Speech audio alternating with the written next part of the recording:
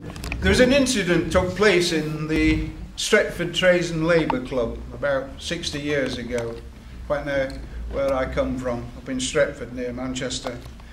It was one of those dinners where when you go there's you're going to have a soup, plate of soup, so there's a plate with a roll and a pat of butter on it.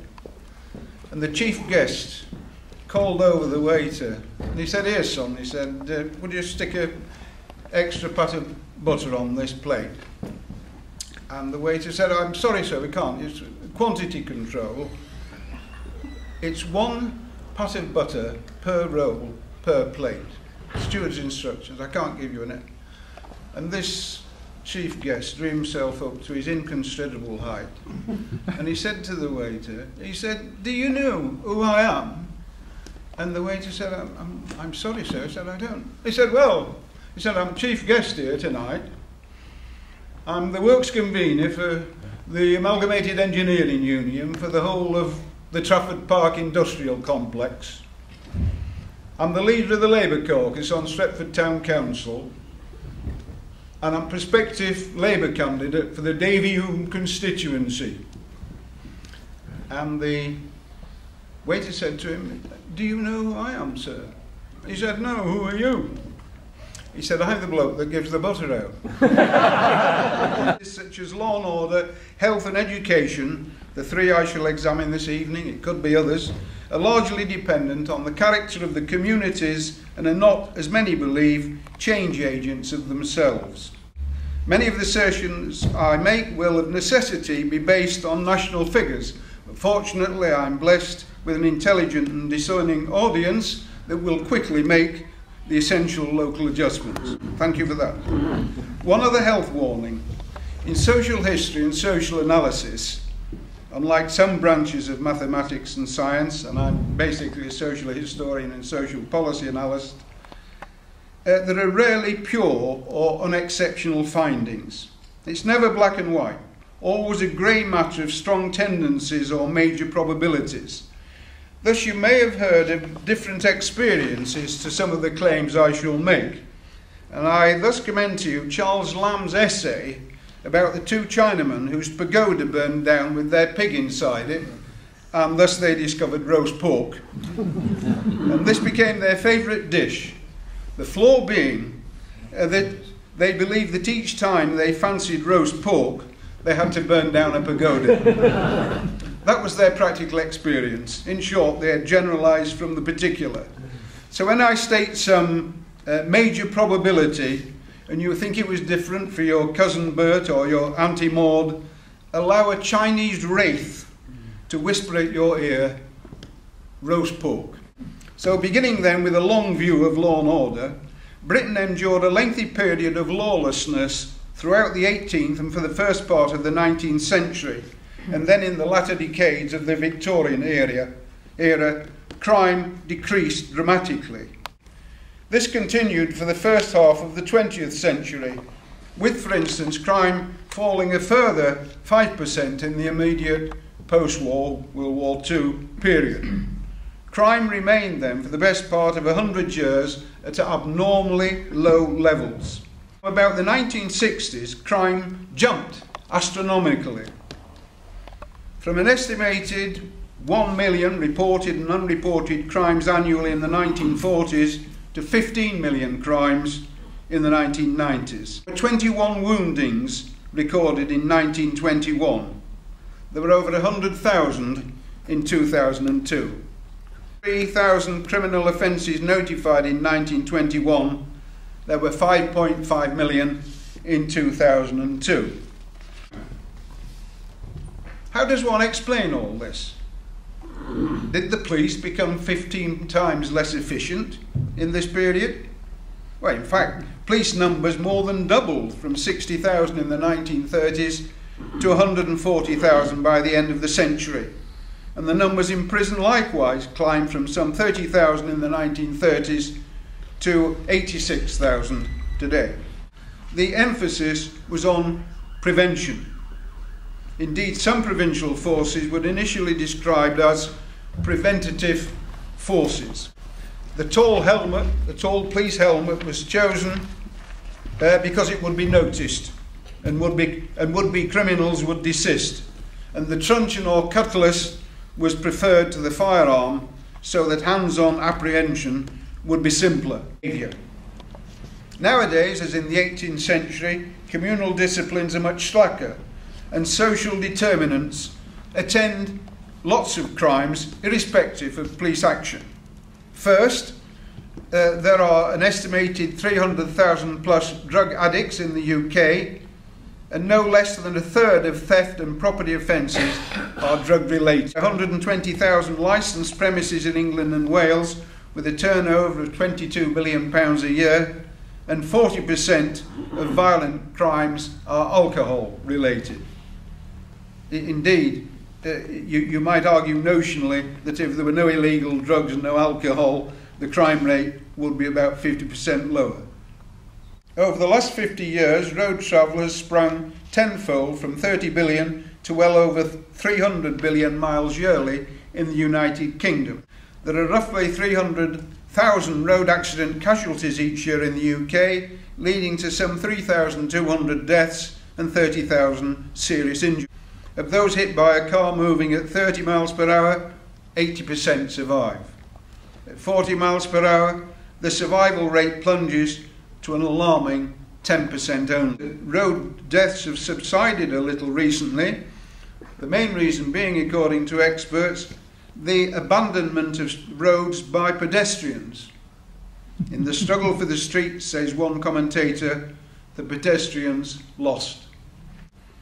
It's noticeable that the community has a psychological ceiling of tolerance much higher for road than rail accidents. So here's a practical tip for those who seek posthumous fame from death in a transport accident. Get killed in a train and you are guaranteed a spot, maybe even a photograph on the front page of the Daily Mail. Get killed by a car and you'll be lucky to make page 15 of the Heart's advertising. And luckier still if a copy of that august journal is delivered to the home of your grieving relatives. All the proceeds of crime were amalgamated, the value would be £14 billion, making it the fourth wealthiest company in the country. And at much the same time, the Audit Commission claimed that the chances of a police officer catching a burglar while walking the beat was less than once in 30 years. All in all, then, the community dictates its own levels of crime, with the police service a relatively low moderator of the amount of crime, high or low, committed in any district or in any era. Almost every class in a Harpenden school will include at least 10 children, probably more, who are reasonably well motivated, and a sufficient number of them from language-rich households. That makes each class fit for purpose. Taken in the round, the teachers are no different. They'll have had the same training as the teachers in the worst-performing schools in the most run-down areas of our most deprived cities. No different at all, just as our police officers and doctors hold the same qualifications of those in districts of high crime or substantive ill health. We should not be gulled by the estate agent's trick, which adds a national average of £20,000 to a house near a good school. It's a self-fulfilling prophecy. I'm a great admirer of the British Police, of the National Health Service, and for me the decent British primary school is about the sanest and happiest place to be in a mad world. And I make that sentimental point because I realise I've spent some time in downplaying what these services are capable of, that we do understand their role and how relatively small it is compared to the part as families and communities we do ourselves play. On the other hand, it might pessimistically be thought that it's all down to providence, fate, the market or whatever, and there is nothing we can do to stem the tides of social inevitability. But it's not a matter, as the limerick has it, of there once was a man who said, "Damn, I suddenly see what I am. I'm a creature that moves in predestinate grooves. I'm not even a bus, I'm a tram." I'm here tonight to make the case for the bus. Communities are organic entities, made up of individuals and families, subject to change and flexibility. It's for us collectively to halt the bad changes and encourage the good ones. Harpenden, in terms of crime, health and education, is not a bad place to be residing, but it requires constant vigilance and awareness of how communal factors shift the levers of its facilities and amenities. I believe it's the task of a civic society such as the splendid Harpenden Society, with its long history of public good, to act as social and cultural sentinel for the town, alert to helping its host community to understand these communally related problems as they occur, and then helping the community to respond positively to them. I now finish with one which goes back 20 years into the 1930s, because locally we had a brass band called the Edgerton Street Mission Temperance Band. It was the usual sort of thing. William Tell overture in the park on a summer Sunday afternoon, come Christmas under every lamppost, Hark the Herald Angels, and so on. And in between whiles, the bandman used to go around with knocking on doors of houses with a tin mug to collect pennies and whatever else they could get for uniforms and instruments and so on. And one night, the bandsman was on his way round the streets, knocking on doors, went down the path to one house, knocked on the door, a lady came to the door, and he said, "Good evening, love." He said, "Could you spare a copper or two for the Edgerton Street Mission Temperance Band Uniform Restoration Fund?" And she said, "I'm sorry, I'm a bit deaf." He said, "Could you spare tuppence, threepence, anything you've got, bit of spare change for the Edgerton Street Mission Temperance Band Uniform Restoration Fund?" She said, "I'm sorry, I'm really rather deaf, very deaf." He said, "Could you spare any farthing, even halfpenny, for the Edgerton Street Mission Temperance Band Uniform Restoration Fund?" She said, I'm completely deaf, actually. I can't hear a word you're saying." And he was very fed up, as chap. He worked his day through in the factory, and then he got to go out on a hot summer night with this tin mug and not doing very well. I'm telling you this because his language started to deteriorate at this stage a bit, because he said, "Oh, forget it," and he started walking down the garden path, and she shouted after him, "Mind you shut that garden gate." And he was very angry, and he called back over his shoulder, "Oh, bugger the garden gate," he said. "Ah," she said, "and bugger the Edgerton Street Mission Temperance Band Restoration Fund." Harpenden Society, in the Harpenden Society news, recent one, there was a message from the town mayor, and I thought he hit the nail right on the head very cogently, Michael Weaver, in saying that the Harpenden Society was a kind of moral barometer. And I've been trying tonight in a way to extend the agenda of how that might focus and be used.